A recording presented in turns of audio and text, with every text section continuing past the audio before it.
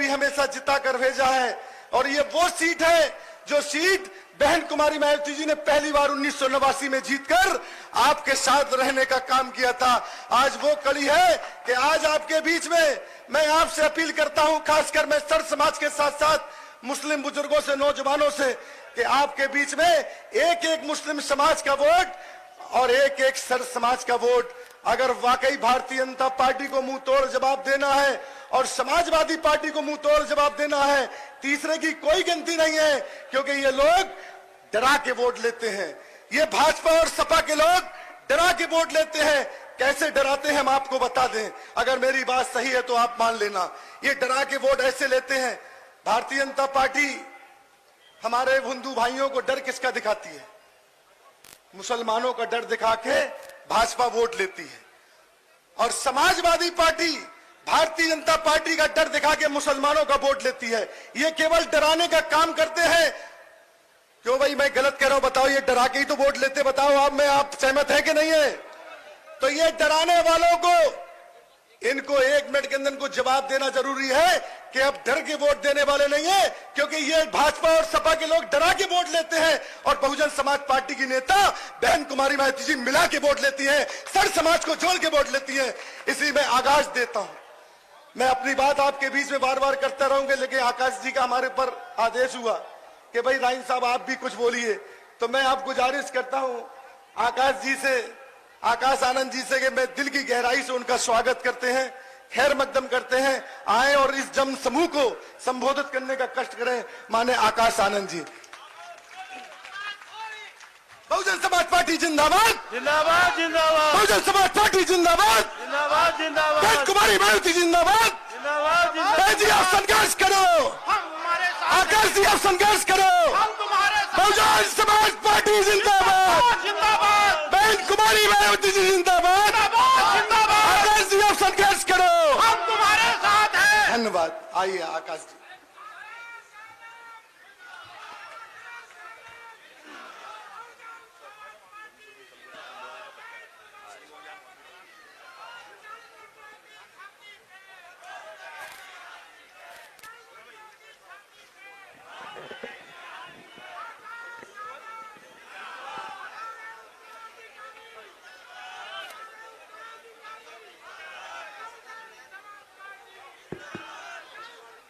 जय भीम। ऐसे लग नहीं रहा कि नगीना हमें प्यार से पुकार रही है। एक बार जय भीम ऐसा करे कि लखनऊ तक आवाज जाए, जय भीम। साथियों, यहां पर आज मौजूद सर्व समाज में से हमारे मुसलमान भाइयों को, बहनों को, माताओं को मेरा सलाम। और बाकी सब समाज के, रिलीजन के सभी व्यक्तियों को, भाइयों बहनों को जो आज यहां मौजूद हैं, आप सभी को मेरा प्रणाम।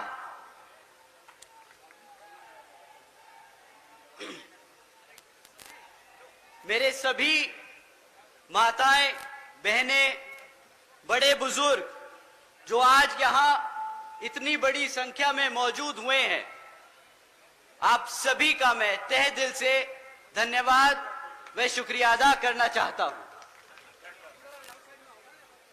साथियों, साथ साथ में आज यहां मंच पे मौजूद पार्टी के सभी वरिष्ठ व छोटे बड़े पदाधिकारी एवं कार्यकर्तागण जिन्होंने इस सभा को इतनी बड़ी सक्सेस बनाने में अपना पूरा समय दिया, तो उन सब को भी मेरा तहे दिल से धन्यवाद। साथियों, इस लोकसभा के संबंध में कुछ जरूरी बातें रखने से पहले मैं बहुजन समाज पार्टी की राष्ट्रीय अध्यक्ष एवं उत्तर प्रदेश की 4 बार मुख्यमंत्री व पूर्व सांसद आदरणीय बहन जी के नाम से लोकप्रिय हमारी आदरणीय बहन कुमारी मायावती जी को तहे दिल से स्वागत व धन्यवाद करता हूं, जिन्होंने अपना पूरा जीवन वामसेफ DS4 व बीएसपी के जन्मदाता एवं संस्थापक मान्यवर साहब श्री कांशीराम जी के बताए हुए रास्ते पर चलकर परम पूज्य बाबा साहब डॉक्टर भीमराव अंबेडकर जी के मानवतावादी व आत्मसम्मान एवं स्वाभिमान के मूवमेंट के लिए अपना पूरा जीवन त्याग कर इस मिशन मूवमेंट और पार्टी को नई ऊर्जा देने का जो काम किया तथा उत्तर प्रदेश जैसे विशाल व महत्वपूर्ण राज्य में 4 बार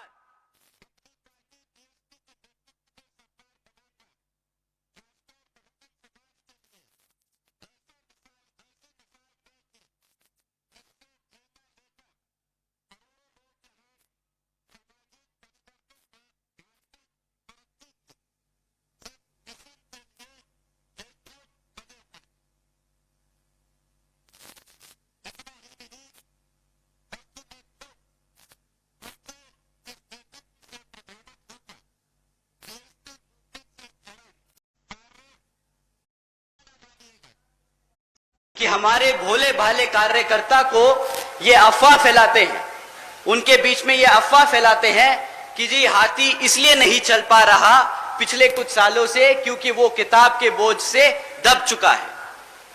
साथियों, ये किताब का बोझ का जो आरोप हमारे कार्यकर्ताओं के बीच में, ये अफवाह जो हमारे कार्यकर्ताओं के बीच में फैलाई जा रही है, इसको आज मैं सीधे हाथ आप लोगों के बीच में रख के इसको क्लियर करना चाहता हूं।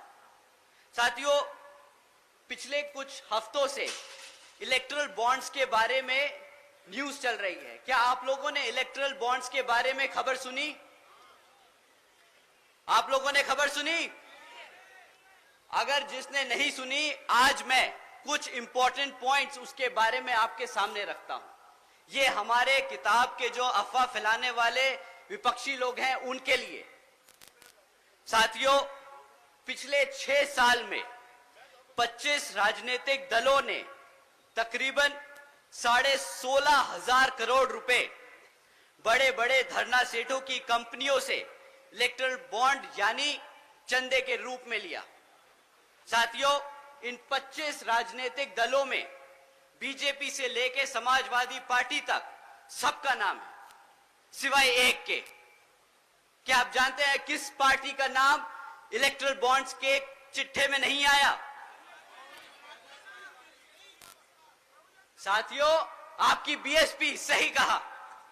एक बार जोर से बोलिए कि कार्यकर्ता यहां पर अपने तन मन और धन से इस पार्टी को चलाता है, ना कि किसी धरना सेठ के पैसों से। बीएसपी केवल यहां उत्तर प्रदेश में ही नहीं बल्कि पूरे देश में बड़े बड़े पूंजीपतियों व धरना सेठों के धन बल से नहीं बल्कि अपने समर्थकों, कार्यकर्ताओं के तन मन धन से हमेशा से अपने चुनाव लड़ते आई है और आगे भी अपने कार्यकर्ताओं के समर्थनों के धन से ही अपना चुनाव लड़ती आएगी। साथियों, इन पूंजीवादी पार्टियों के हथकंडे जो किस तरह से हमारी पार्टी को तोड़ने के लिए लगाए गए हैं, इस पे हम आगे जाके थोड़ा सा और बात करेंगे। परंतु अब लोकसभा आम चुनाव में ये पार्टियां फिर आपके बीच में आके आपसे झूठे मूठे वादे करेंगी। झूठे मूठे क्या, मीठे मीठे वादे करेंगी। आपको बताएंगी कि किस तरह वो आपके लिए सीटें आरक्षित करेंगी, किस तरह आपको मुफ्त में राशन देगी। परंतु इस बारी पहले आप उनसे पूछिएगा कि भाई जब पिछले 10 साल से तुम सत्ता में आसीन हो तो उसका जरा रिपोर्ट कार्ड हमें दे दो, उसके बाद हम तुम्हें बताएंगे कि वोट देना है कि नहीं। और इस बारी मैं कुछ मुद्दे आपके बीच में छोड़ के जा रहा हूं जो आप उनसे पूछ सकते हैं।